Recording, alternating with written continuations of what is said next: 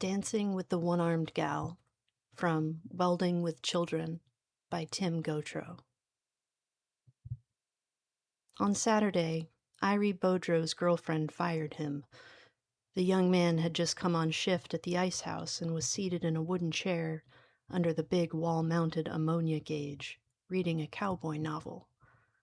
The room was full of whirring, hot machinery, antique compressors run by long, flat belts, black enameled electric motors that turned for months at a time without stopping.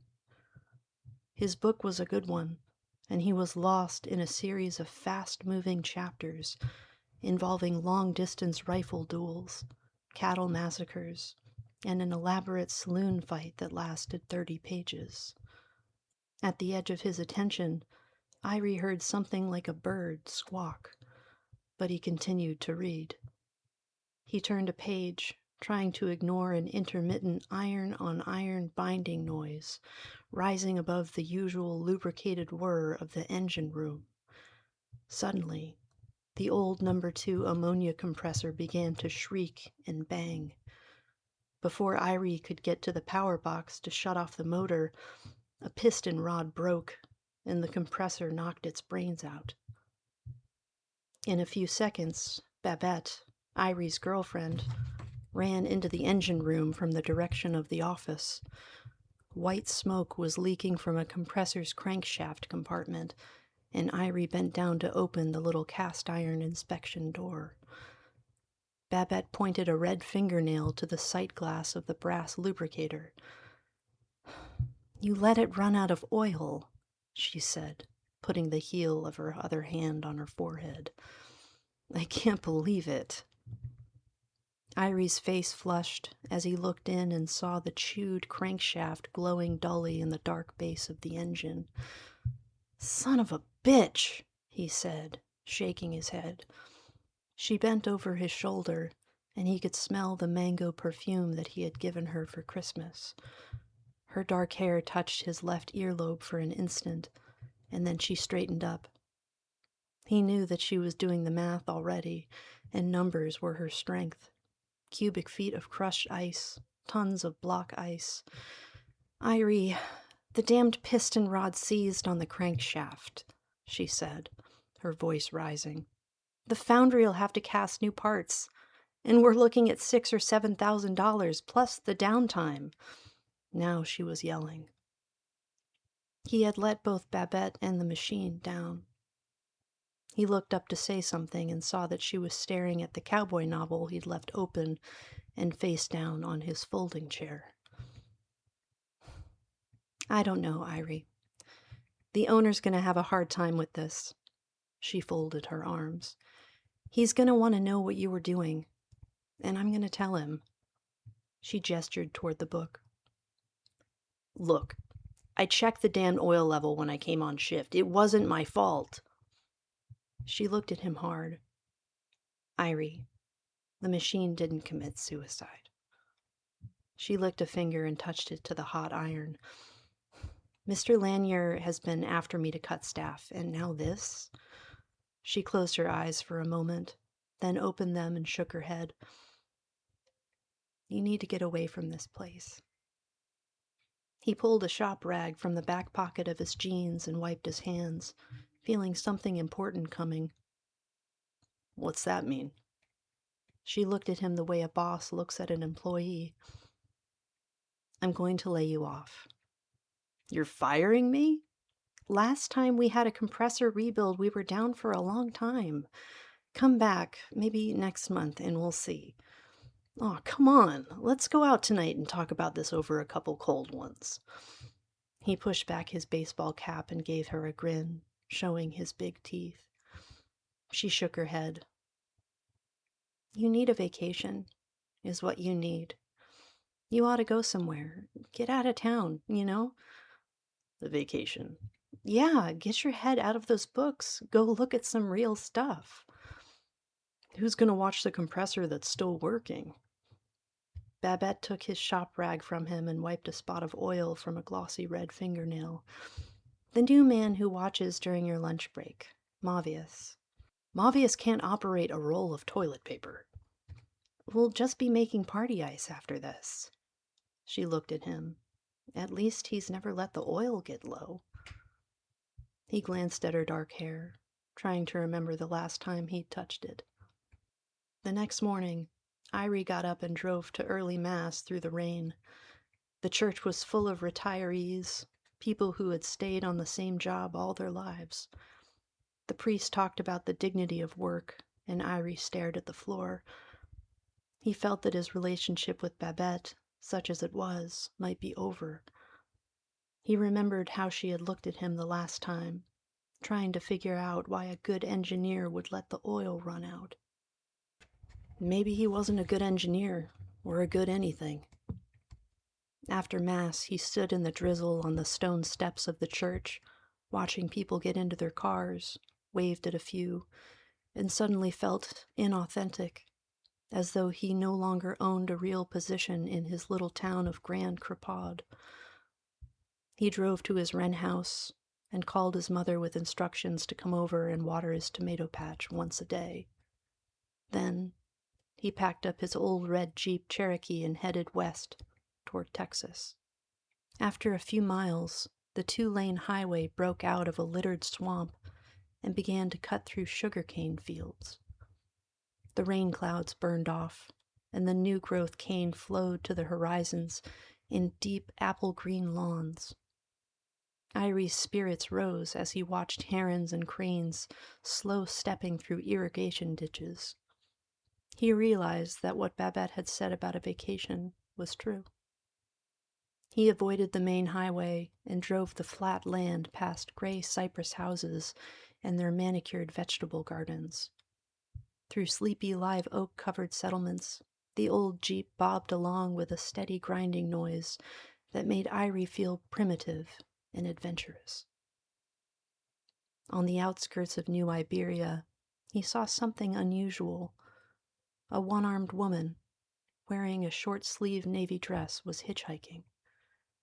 She was standing next to a big tan suitcase 100 yards west of a rusty Granada parked in the weeds, with its hood raised.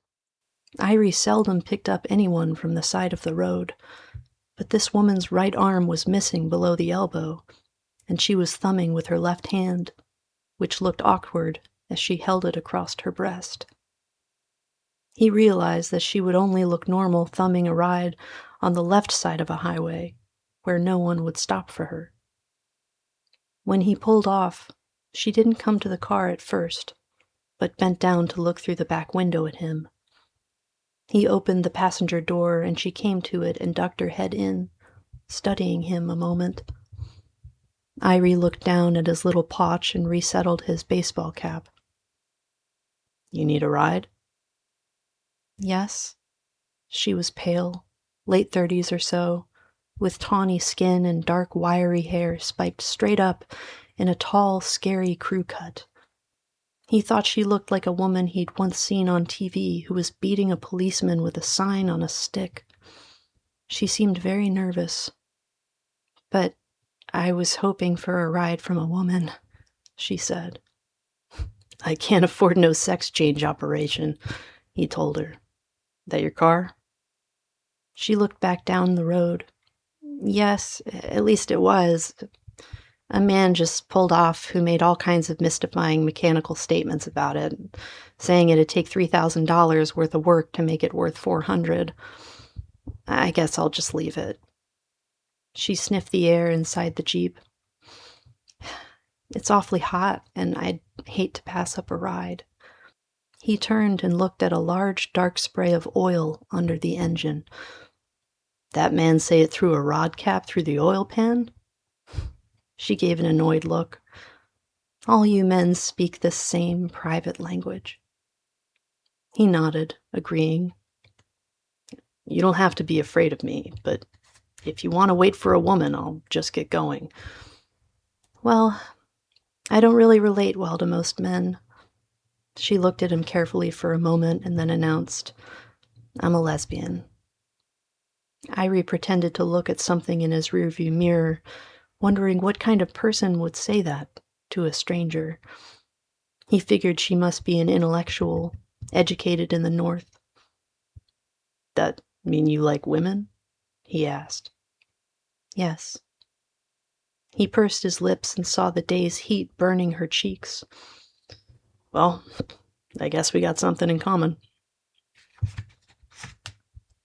She frowned at this, but wrestled her suitcase into the back seat anyway, got in and pulled the door shut, adjusting the air conditioning vents to blow on her face. My name is Claudine Glover. Irie Brodro. He turned back onto the highway and said nothing, sensing that she'd begin to speak at any moment, and after a mile or so she did, breathlessly, talking with her hand. I've never hitchhiked before. I was on my way from New Orleans, where I just lost my job, of all things.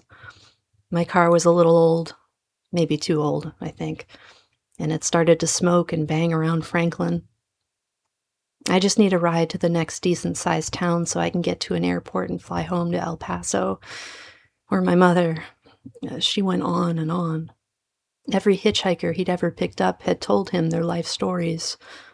Some of them had started with their birth. One man, named Cathal, began with a relative who had made armor in the Middle Ages and then summarized his family tree all the way to his own son, who made wrist braces for video game addicts with carpal tunnel syndrome. Irie guessed people thought they owed you an explanation when you helped them out. We got something else in common, he told her. What? I just got fired myself. He then told her what he did for a living. She listened, but seemed unimpressed. Well, I'm sorry for you, all right, but you can probably go anywhere and find another ice house or whatever to operate, can't you?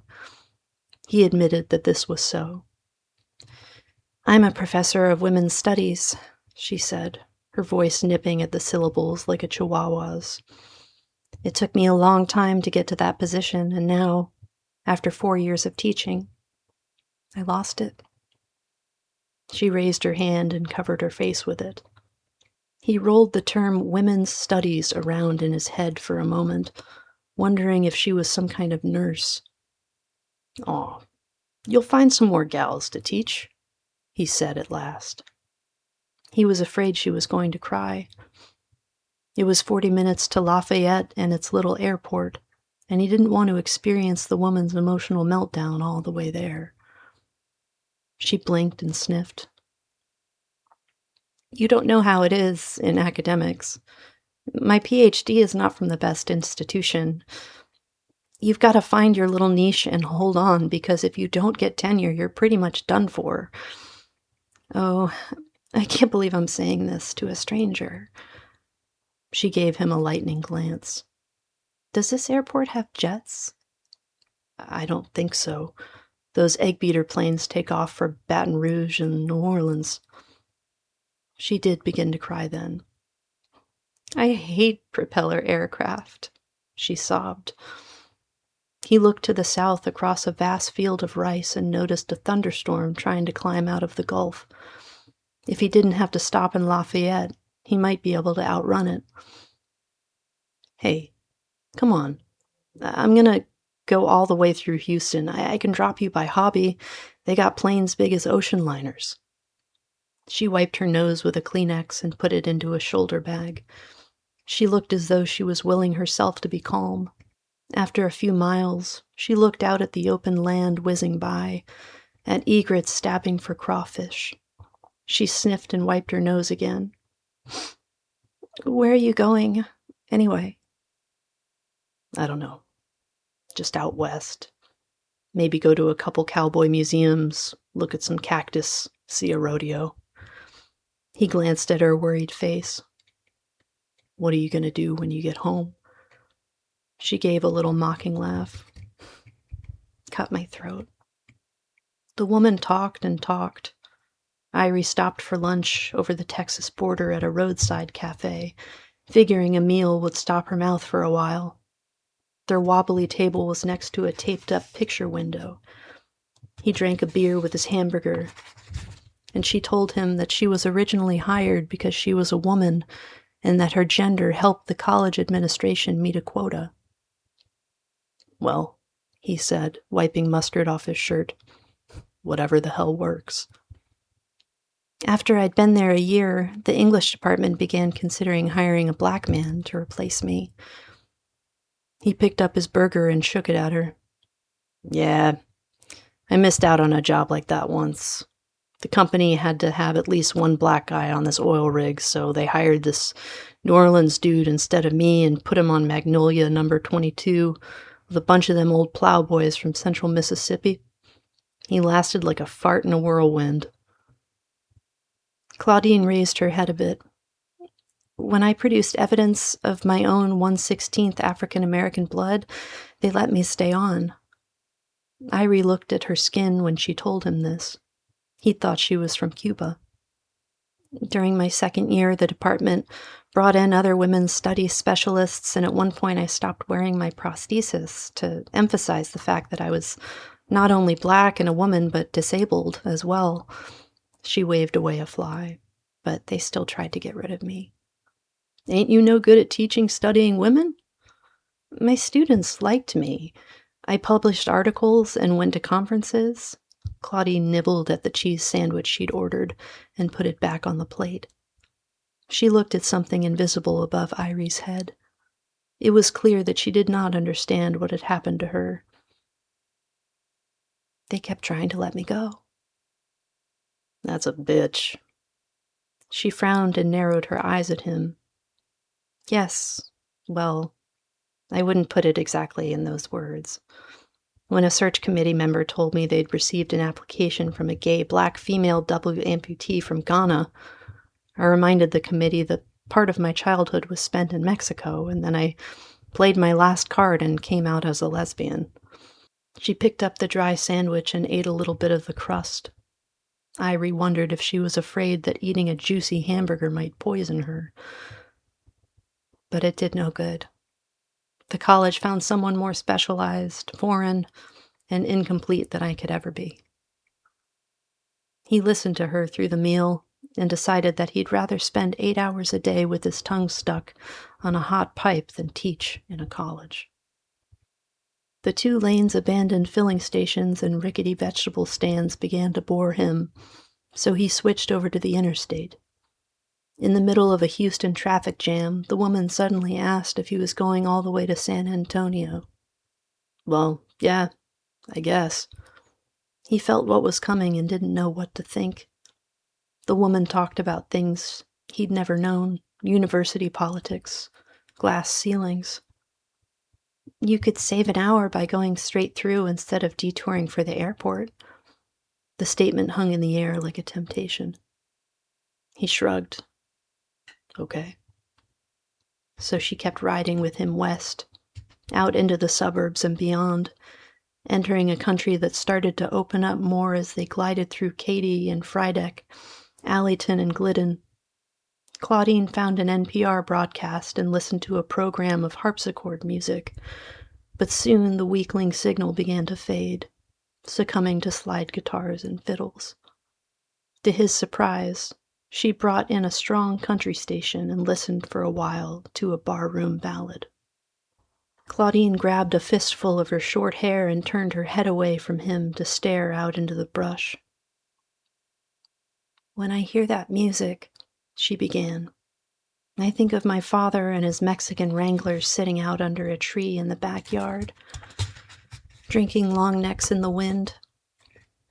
I think of their laughter and not being able to understand any of it, because I never found one thing to laugh about in that blistered moonscape we lived on. You were raised on a ranch? We raised cows and killed them is what we did. The place was so big. I'd go off on horseback and actually get lost on our own land. One time I rode out at night, and over a hill from the house there were so many stars, and such a black nothing that I thought I'd fall up into the sky. I felt like a speck of dust. The sky was so big, I stopped believing in God. You had your own horse? She looked at him, annoyed. You are really fixated on the cowboy thing. Let me tell you about my horse. She held up her nub and her voice took on an edge. He was a stallion who was always trying to run under a tree to rake me off his back. The last time I got on him, I was 16 and had a date lined up for the prom with a nice boy. When I mounted the horse, he was bulky and I could tell he didn't want to work that day. I gave him the spur at the corral gate, and he bolted to a shallow gully full of sharp rocks about the size of anvils. He lay down in them and rolled over like a dog, with me in the stirrups. And that's how I got this, she said, pointing at him with her stump. Ow. Now, do you have some ruined or missing part you want to tell me about? His mouth fell open for a moment, and he shook his head. Irie didn't say anything for 100 miles. He imagined that she might be unhappy because of her missing arm, but he'd known several maimed and happy ex-oil field workers who drank beer with the hand they had left. He guessed at the type of information she taught in her university. Too much of all that weird man-hating stuff is bound to warp a woman, he thought. But from what she told him, he decided she'd been born unhappy, like his cousin Ted, who'd won $92,000 in the lottery, and yet had to be medicated when he found out about the tax due on his winnings. The sun went low and red in the face. He drove past Lulling and Seguin, where she asked him to stop at a lone roadside table sitting in a circle of walk-down grass. Irie got out and pulled off his cap, pawing at his short dark hair, which in texture resembled a storm-flattened cane field. They walked around the table like arthritic old people until their muscles stretched, and then they sat down on its cement benches. A barbed wire fence ran 15 feet from the table, and a black Angus stepped up and looked at them, pressing its forehead against the top strand. Irie was a town boy, unused to cattle, but he examined the animal's sloppery nose, the plastic tag in its ear. Claudine picked up a rock the size of a quarter and threw it overhand, hitting the cow on the flank, causing it to wheel and walk off mooing. I want to drive a while, she told him. They stayed in separate rooms in a Motel 6, and the next morning early they got up and drove around San Antonio like a tourist couple. She mentioned several times that she wanted to get to El Paso as soon as possible, but he convinced her to stop at a cowboy museum, and they wandered from room to room looking at pictures of pioneer cattlemen, displays of branding irons, six-shooters, and leatherwork. Irie stared at the Winchesters, leggings, badges, and high-crown hats as though he were in the Louvre. At the last display case, Claudine put her ruined arm on the glass. This place feels like a tomb, she said. A graveyard. He fumbled with the 2-page brochure that the woman at the desk gave him.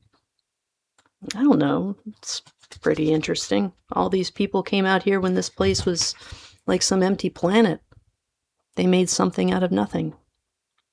He pointed at a gallery of mustachioed vaqueros. What's the difference between one of these guys and Neil Armstrong? Neil Armstrong was 239,000 miles from home. He looked at the gray in her haircut, wondering how much of it was premature. What do you think it was like in 1840 to get on a horse in St. Louis and ride to the Rio Grande?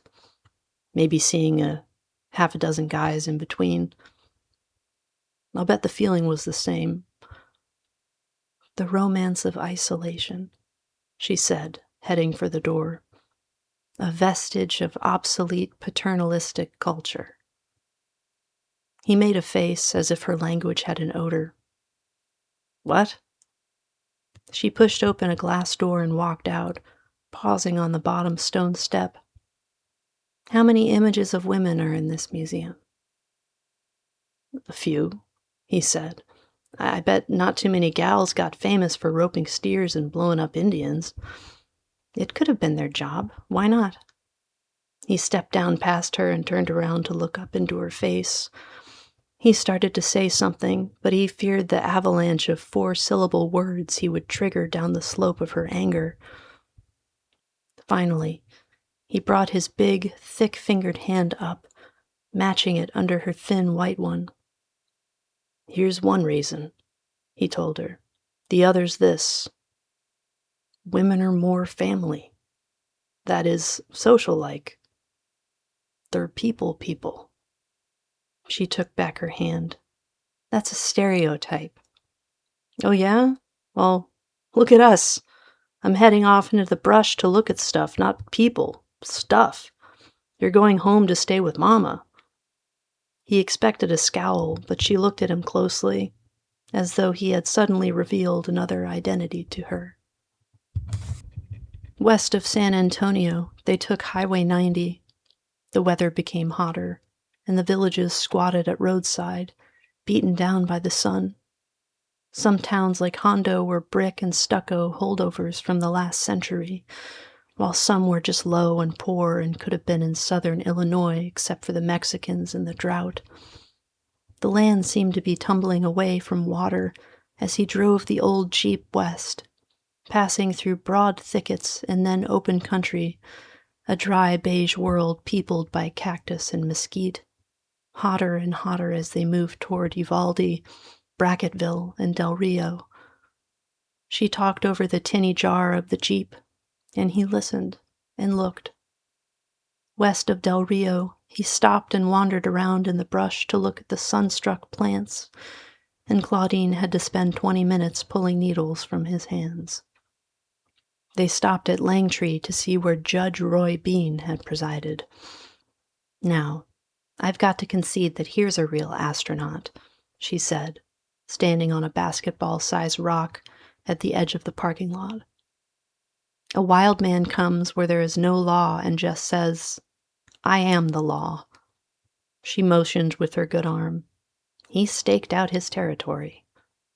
Irie pulled off his cap and scratched his head. He was feeling hot and tired. Ain't that what professors do? Like what you was telling me in the car? She gave him a startled look. What? I mean, like you say I'm going to be the Tilly Dogschmidt scholar. She's my territory because I'm the first to read all her poems or whatever and study what all everybody's written about her. That what you called carving your niche, right? Some kind of space you claim, just like the judge did here? She raised her chin. Don't belittle what I do. Hey, I think it's great. You invent yourself a job out of thin air. I wish I could do that. He thought about something a moment and then pointed at her. I read an old book called Tex Goes to Europe, and in it they talked about castrated opera singers. I bet if you found out some of those singers wrote stories, about what a drag their life was, you could start up a whole department called Castrated Opera Singer Studies. Her eyes opened a bit. That's not how it works at all. It ain't? She stepped off her rock. No, can we please get back on the road? He pulled open the door to the Jeep and sat down, wincing at the hot vinyl. She got in on her side. Am I just not a real person to you? He turned up the air conditioner and frowned. Am I to you? On the other side of Sanderson, he got a glimpse of the wood's hollow mountains and sped up, his hands clenching and unclenching the steering wheel. The Jeep began to vibrate. They're not going anywhere, she told him. I don't get to see mountains too often.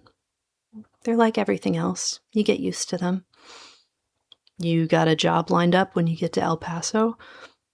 Mom knows the head of the English department at a community college in the desert. I just have to show up and sell myself. How you gonna do that? Tell them how rare a bird I am. How I'll fill all their quotas in one shot. Oh, geez. She began digging in her bag. I need a Prozac. I'm sinking down. Hey, we're heading toward the mountains. She washed a pill down with a sip of hot diet Sprite. You bet. I think you ought to forget about all that quota shit. Just tell them you're a good teacher. She seemed to bite the inside of her cheek. The world's full of good teachers, she said. They dawdled over the glass mountains and pulled into Alpine at supper time. She told him that her credit card had room for one more motel, and they found a low stucco place on the edge of downtown and got 2 rooms. The place had a lounge and a cafe, and she met him for supper at 8, ordering a margarita as soon as she sat down at the table. He ordered a beer with his burritos, and the waitress checked his ID. As the girl tried to read the little numerals in the dim room, he looked around at the other customers and the large hats the men wore. Claudine was wearing blue jeans and a white short-sleeved blouse. He looked at her makeup and smelled her perfume, which was still burning off its alcohol, and felt vaguely apprehensive, as though he were having supper out with his mother. "You think it's all right to mix booze with your pills?" he asked. She made a sweeping motion at him with her fingers. "Let's not worry about that." Her voice was tight. "You think you got a shot at this teaching job?" "Oh, they'll need somebody like me," she told him. "You gonna say to them that you're a good teacher? You know, show them those records you were telling me about, those forms?" "I'm a crippled black woman and a gay feminist." She put her elbows on the table. "I'm a lock for the job." He shook his head. "They won't hire you for those things." "They'll at least need me to teach freshman English." She took a long drink. He wondered if she'd taken another pill in her room. "Why don't you just tell them you're good with the students?" "You have to be a certain kind of good," she said, her voice hardening. "How's that?" "You can't understand. They don't have people like me in ice houses." A man in a wheelchair rolled through the front door. He wore a white cowboy hat, and his belt was cinched with a big buckle sporting a golden music note in the center. He coasted into the corner of the room behind a little dance floor and flipped switches on an amplifier. A computerized box came alive with blinking lights. Irie saw the man pick up a microphone and press a button on the box. The little cafe lounge filled with guitars and a bass beat, and the shriveled man in the wheelchair began to sing in a tough, accurate voice that was much bigger than he was. 2 couples got up and danced. After the song, the food came, and Claudine ordered another margarita. By the time the meal was over, she was sailing a bit, he could tell. Her eyelids seemed to be sticky, and she was blinking too much. He began to get sleepy and bored, and he was wondering what was on the cigarette-branded television in his room when she leaned over to him. "Ivy," she began. "It's noisy in here." "Irie," he said. "What?" My name's Irie." "Yes, well, I'm going to get a fresh drink and walk back to my room." She looked at him for a second or two. "If you want to talk, come with me." "No, I believe I'll check out what's on the tube," he told her. "You'd rather watch TV than have a conversation with someone?" Her face twisted slightly, and he looked away. "No, I mean, it might not look right, me going in your room." He felt silly as soon as he'd said it. Who in Alpine, Texas would give a damn what tourists from 1,000 miles away did with their free time? Claudine's face fell, and she sat back in her chair, staring toward the door. The music machine began playing When a Tear Becomes a Rose, the beat a little faster than usual. When the old man sang, he closed his eyes as though the music hurt. Irie stood up and cupped a hand under Claudine's right elbow, right where things stopped. "What are you doing?" She looked up at him, her eyelids popping. "Asking you to dance," he said, taking off his cap and putting it on the table. She looked around quickly. "Don't be absurd. Come on. I bet you used to do the Texas two-step in high school." "That was another life," she said, rising out of the chair as if overcoming a greater force of gravity than most people have to deal with. For a few seconds, she bobbled the step, and they bumped shoe tips and looked down as though their feet were separate animals from themselves. But on a turn at the end of the floor, she found the rhythm and moved into the dance. "Hey," he said. "Gosh." She settled the end of her arm into his palm, as though the rest of her were there, a phantom limb extending up onto his shoulder. The little man did a good job with the song, stretching it out for the 6 or 7 couples on the floor. Claudine wore a sad smile on her face, and halfway into the song, her eyes became wet. Irie leaned close to her ear. "You all right?" "Sure," she said, biting her lip. "It's just that right now I'm not being a very good lesbian." She tried to laugh and reached up to touch her crew cut.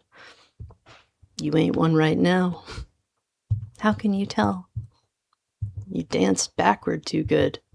"That's stupid." He turned her, and she came around like his shadow.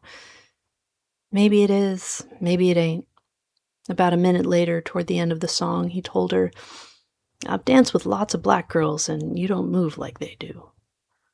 "You're making generalities that won't stand up," she said.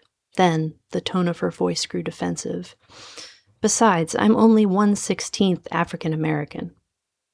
"On whose side?" "My mother's." He walked her to their table, his hand riding in the small of her back.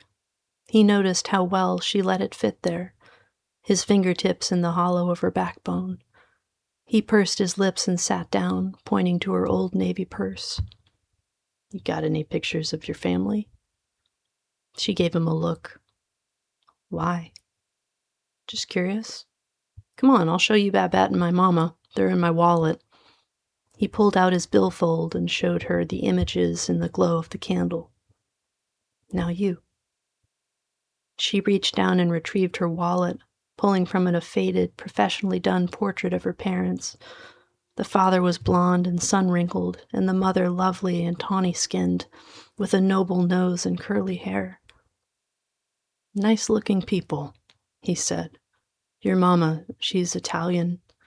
Her lips parted a little. "How would you know?" "Hey, Grand Crapaud had more Italians than Palermo. I went to Catholic school with 100 of them. This lady looks like a Kefaloo." "She's part African American. When I bring you home tomorrow, can I ask her?" She leaned close and hissed, "Don't you dare." "Ah," he said this very loudly. Several people in the little room turned and looked in his direction, so he lowered his voice to say, "Now I know why you really got your butt fired." "What? You lied to those people at the college, and they knew it. I mean, if I can figure you out in a couple days, don't you think they could figure out after a few years?" She stood up and swept the photos into her purse. He tossed some money on the table and followed her outside, where the air was still hot and alien, too dry, like furnace heat. "Hey," he called.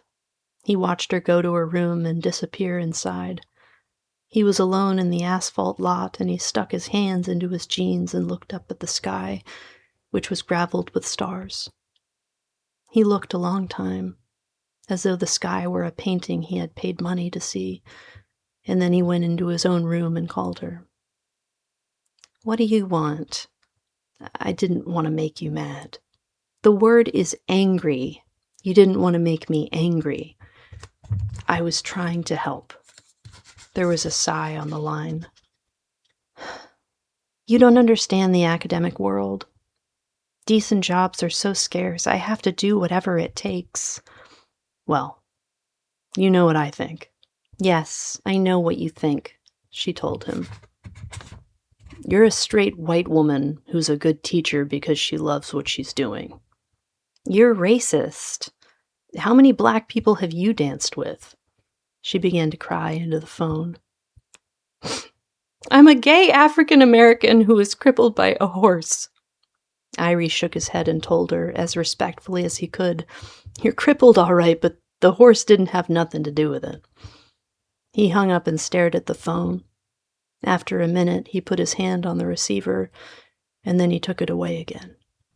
The next morning, he didn't see her in the motel cafe, but when he put his little suitcase in the back of the Jeep, she walked up, wearing a limp green sundress, and got into the passenger seat. 5 hours later, He had gone through El Paso and was on US 180, heading for Carlsbad, when she pointed through the windshield at a ranch gate rolling up through the heat. Home, was what she said, looking at him ruefully. It was the only unnecessary word she'd spoken since they'd left Alpine. First time in 5 years. He pulled off to the right and drove down a dusty lane that ran between scrub oaks for half a mile. At the end was a lawn of sorts and a stone ranch-style house, a real ranch house, the pattern for subdivision ranch houses all over America. Out back rose the rusty peak of a horse barn. Irie parked near a low porch, and as soon as he stepped out, Claudine's round mother came through the front door and headed for her daughter, arms wide, voice sailing. Claudine briefly introduced him and explained why he was there. The mother shook his hand and asked if they'd eaten yet. Claudine nodded, but Irie shook his head vigorously and said, "Your daughter told me you make some great pasta sauce." He glanced at Claudine, who gave him a savage scowl. The mother's face became serious, and she patted his hand. "I have a container in the fridge that I can have hot in 10 minutes, and the spaghetti won't take any time to boil." Irie grinned at Claudine and said, "Prepariamo la travola." "Ah, see," the mother said, turning to go into the house. Claudine followed, but she said over her shoulder, "You are what is wrong with this country." "Scusi? Will you shut up?" After the luncheon salad, he asked to see the barn. The mother had leased the range, but she managed 3 horses for Claudine's brother and his children, who lived in Albuquerque.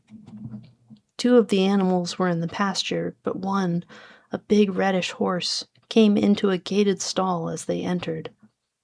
Irie inspected the barn's dirt floor, sniffed the air, and walked up to the horse. "Hey," he said, "you think we could go for a little ride?"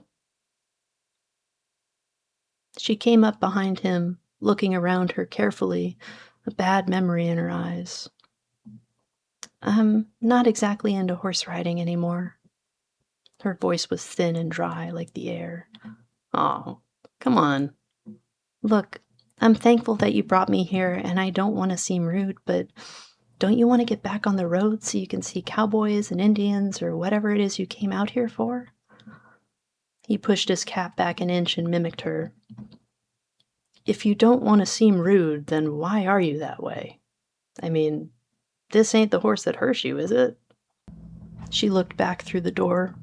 At the edge of the yard was the gate to the open range. "No, I just don't trust horses anymore." She turned to face him, and her eyes were frightening in the barn's dark. "I don't think I ever liked them." "Well, here," he said, opening the wooden gate wide and stepping next to the horse, putting his hand on its shoulder. "Come tell this big fella you don't like him because of something his millionth cousin did. Tell him how you're an animal racist." The bay took 2 steps out into the open area of the barn toward where she was standing, but before he took the 3rd step, she made a small sound, something, Irie thought, a field mouse would make the moment it saw a hawk spread its talons. Claudine shook like a very old woman. She looked down, her eyes blind with fright, and she crossed what was left of her arms before her. Irie stepped in and pushed the horse easily back through the gate. The animal swung around and looked at them, shook its head like a dog shedding water, and stamped once. Claudine put her hand over her eyes. Irie slid his arm around her shoulder and walked her out of the barn. "Hey, I'm sorry I let him out." "You think I don't know who I am," she said. "You think the world's a happy cowboy movie." She stopped walking, turned against him, and Irie felt her tears soak through his shirt. He tried and tried to think of what to do, but he could only turn her loose to her mother at the door, and then stand out in the heat and listen to the weeping noises inside. 2 days later, He was at a stucco gas station in the desert, standing out in the sun at a baked and sandblasted pay telephone. On the other end of the line, Claudine picked up, and he said hello. "What do you want?" "You get that job?" He winced as a semi roared by on the 2-lane. "No," she said flatly. "Did you do what I asked you to?" "No." I explained all the reasons why his English department needed me. There was an awkward pause, in which he felt as if he were falling through a big crack in the earth. Finally, she said, "He didn't hire me because there weren't any vacancies at the moment." "Well, okay." And then there was another silence, and he knew that there were not only states between them, but also planets and gulfs of time, over which their thoughts would never connect, like rays of light cast in opposite directions. A full half-minute passed, and then, as if she were throwing her breath away, she said, "Thanks for the dance at least," and hung up. He looked out across the highway at 100 square miles of dusty red rock sculpted by the wind into ruined steeples, crumpled hats, and half-eaten birthday cakes. Then he dialed the ice house's number back in Grand Crepaude and asked for Babette. "Hello? Hey, it's me. Where in God's name are you?" "Out with the Indians in Utah, I think." "Well, I've got some news for you. The compressor, it wasn't your fault. Mavius had put mineral spirits in the lubricator instead of oil." "Did the shop pick up the parts for machining?" "No, the owner's buying all new equipment. Can you believe it?" "Well, when are you coming home?" "You want me to come back?" "I guess you'd better. I fired Mavius." He looked west across the road. "I think I want to see a little more of this country first. I can't figure it out yet." "What do you mean?" "I met this one-armed gal, and she hates it out here." "Oh, Lord, it ain't like that." He looked across toward a blood-red mountain. "It's pretty out here, and she don't want nothing to do with it." "Where does she want to be, then?" He made a face. "New Orleans," Babette snorted. "Baby, you're liable to stop at a rest area out there and find somebody from Death Valley traveling to Louisiana to see stuff. Even around here, you can't swing a dead nutria by the tail without hitting a tourist." An Indian wearing a baseball cap rode up bareback on an Appaloosa and waited to use the phone, staring just to the left of Irie. After a minute, he told Babette goodbye and hung up. The Indian nodded and got down in a puff of red dust. Irie eavesdropped, pretending to count a handful of change. He didn't know what the Indian would say, if he would speak in Navajo or inquire about his sheep herd in guttural tones. After a while, someone on the other end of the line answered, and the Indian said, "Gwen, did you want 2% or skim milk?" That afternoon at sundown, he was standing on a marker that covered the exact spot in the desert where 4 states met. Behind him were booths where Indian women sold jewelry made of aqua rocks and silver. In one booth, he asked a little copper-skinned girl if the items were really made by Indians, and she nodded quickly, but did not smile at him. He chose a large necklace for Babette and went back to his Jeep, starting up and driving to the parking lot's exit, trying to decide whether to turn right or left. No one was behind him, so he reached over for the road map, and when he did, he noticed a paper flying from the necklace like a tiny flag. "Made in India," it said. He looked around at the waterless land and licked his lips, thinking of Babette and the Indians and the one-armed gal. The West wasn't what he'd thought, and he wanted to go home. He glanced down at the necklace and picked it up. Holding it made him feel like his old self again, authentic beyond belief.